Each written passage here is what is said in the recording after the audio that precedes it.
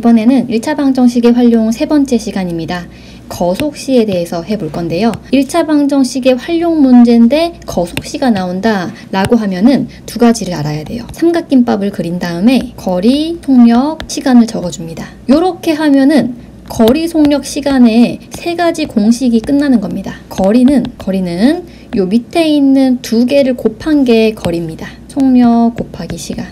속력은 요렇게 두 개가 남았는데 지금 밑에가 시간이 있고 위에가 거리가 있죠. 그래서 시간분의 거리. 시간은요, 속력이 밑에 있고 거리가 위에 있죠. 속력분의 거리. 요 하나의 그림만 그리면은 요 세 가지 공식이 끝나는 겁니다. 자, 그 다음 두 번째 알아야 될 건요. 거속시 문제가 나오면 표를 그려서 해결합니다. 어떤 표냐? 거속시를 적은 표입니다. 문제에서 분명히 속력이 얼마다 또는 거리가 얼마다 또는 시간이 얼마다 이런 힌트들이 나와 있을 거거든요. 그래서 그런 힌트들을 이 표에다가 채워 넣어주면은 모든 준비가 끝나는 겁니다. 이 두 가지만 알면은 1차 방정식 거속시 문제는 다 풀 수 있습니다. 문제로 예를 들어 보겠습니다. 은정이가 등산을 하는데 올라갈 때는 시속 2km로 걷고 내려올 때는 같은 등산로를 시속 3km로 걸어서 총 5시간이 걸렸다. 자, 여기서 물어보는 거 찾아보세요. 은정이가 올라갈 때 걸어간 거리를 구하시오.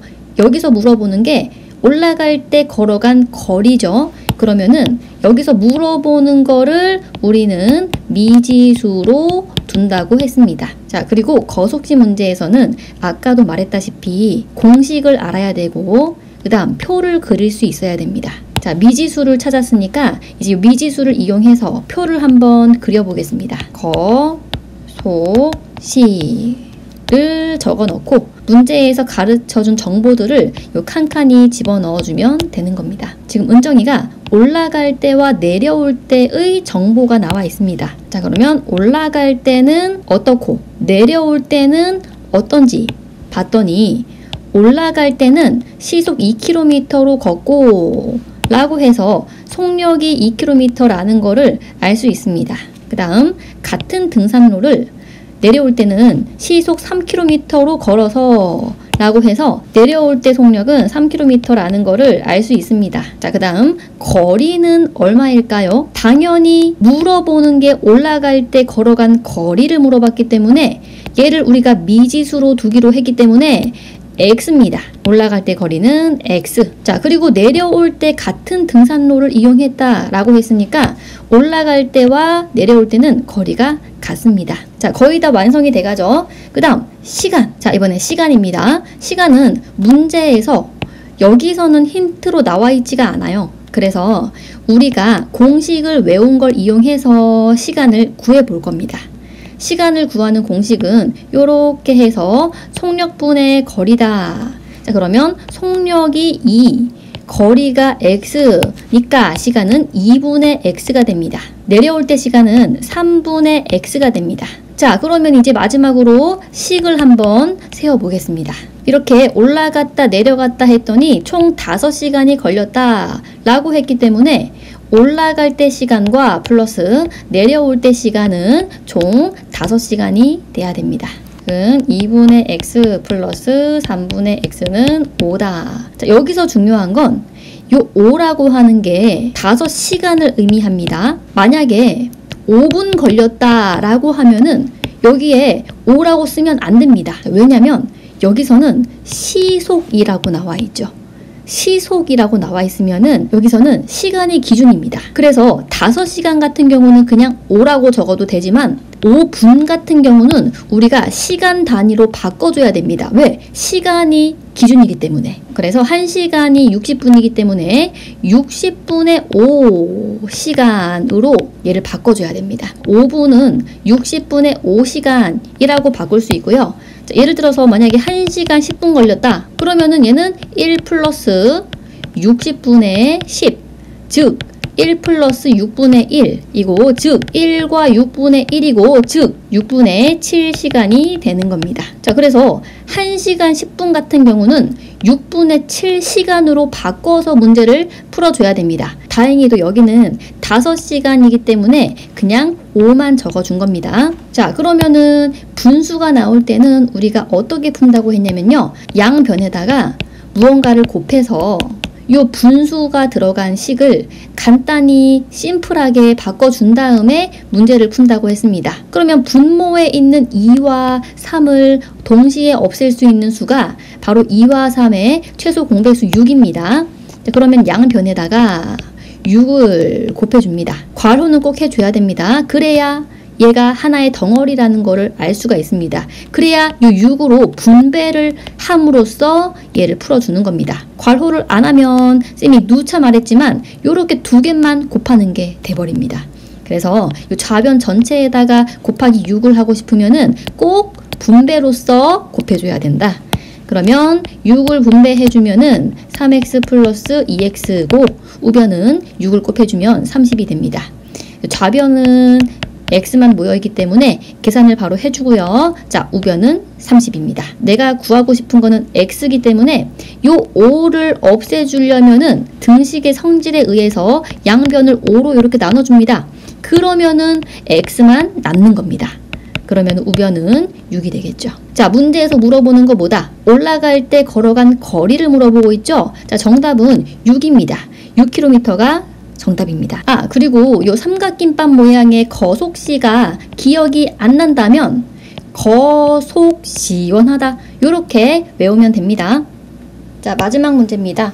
지점 A에서 지점 B까지 자전거를 타고 왕복을 하는데 갈 때는 시속 15km, 올 때는 시속 10km. 그럼 올 때는 갈 때보다 30분이 더 걸렸대. 두 지점 A, B 사이 거리를 구하시오. 요 이제 거리를 구하는 문제입니다. 물어보는 거를 미지수로 둡니다. 두 지점 A부터 B까지 요 사이 거리를 X라고 두는 겁니다. Xkm로 두겠습니다. 그리고 거속시 문제를 풀 때는 요 삼각김밥 모양을 적어두면은 도움이 많이 됩니다. 거속시원하다. 그 다음 거속시 문제는 쌤이 표를 그려보라고 했죠.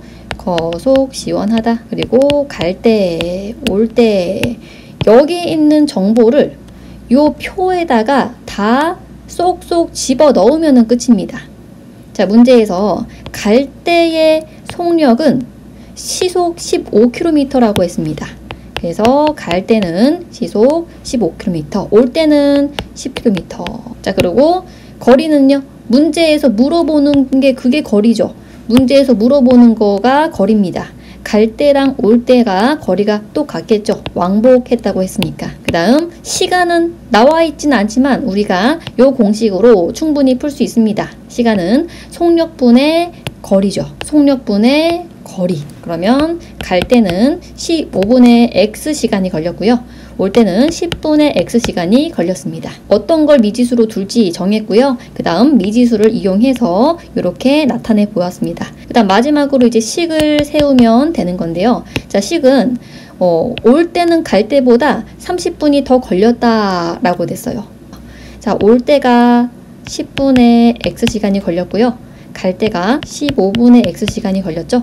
자, 근데 올 때는 갈 때보다 30분이 더 걸렸다라고 했으니까 요 갈 때의 시간에다가 30분을 더해주면은 그게 바로 올 때의 시간이 되겠습니다. 갈 때보다 30분 더 걸렸어요. 그게 바로 올 때입니다. 자, 그런데 30분을 더해준다고 해서 쌤이 30을 더하면은 안 된다고 했습니다. 그거는 30시간입니다. 자, 그래서 30분을 시간 단위로 바꿔줘야 돼. 그게 뭐다? 1시간이 60분이기 때문에 60을 기준으로 해서 30분. 그게 바로 뭐다? 2분의 1시간입니다. 10분의 x는 15분의 x 플러스 2분의 1시간을 더하면은 이렇게 식이 완성이 됩니다. 자, 그 다음 양변에다가 무엇을 곱해야 10도 없애면서 15도 없애면서 2도 없앨 수 있을까요? 당연히 한 방에 30을 곱해서 없애면은 너무 좋겠죠? 그런데 혹시나 30이 생각이 안 나더라도 내가 만약에 잘못해서 30이 아니라 양변에 10을 곱해버렸어. 그렇게 해도 괜찮습니다. 보세요. 자, 양변에다가 10을 곱해서 이거 좀 지우고, 자, 양변에 10을 곱해서 좌변은 x가 되고 우변은 이렇게 분배를 해서 3분의 2x 플러스 5가 됐습니다. 우리 분수를 조금 간단하게 나타내려고 양변에다가 10을 곱했는데 아직 분수가 여전히 남아 있습니다. 자, 그러면은 한 번 더 해주면 되는 거야. 이번에는 양변에 뭘 곱하면 될까요? 분모에 3밖에 없으니까 양변에 3을 곱해줘서 좌변은 3x, 우변은 요렇게 분배 해서 2x 플러스 15가 됩니다. 자, 쌤이 하고 싶은 말은요. 양변에다가 30을 곱해서 한 방에 끝내도 너무 좋겠죠. 그런데 만약에 내가 이 최소 공배수를 잘못 찾아도 너무 걱정하지 마라. 왜냐면은 또 하면 되니까요. 이렇게 또 해서 결국에는 이렇게 간단히 만들면 됩니다. 자, 그 다음 x는 x끼리 모으고 얘는 좌변에 보내면요. 계산까지 바로 하면은 x가 되겠죠. 그 다음 x가 안 붙은 거는 반대편에 모으겠습니다. 그러면은 이제 x가 나오는 겁니다. x가 뭐였죠? 바로 거리였죠. 자, 거리는 15km입니다. 자, 이렇게 1차 방정식을 끝냈고요. 다음 시간에는 좌표 평면과 그래프에 대해서 해보겠습니다.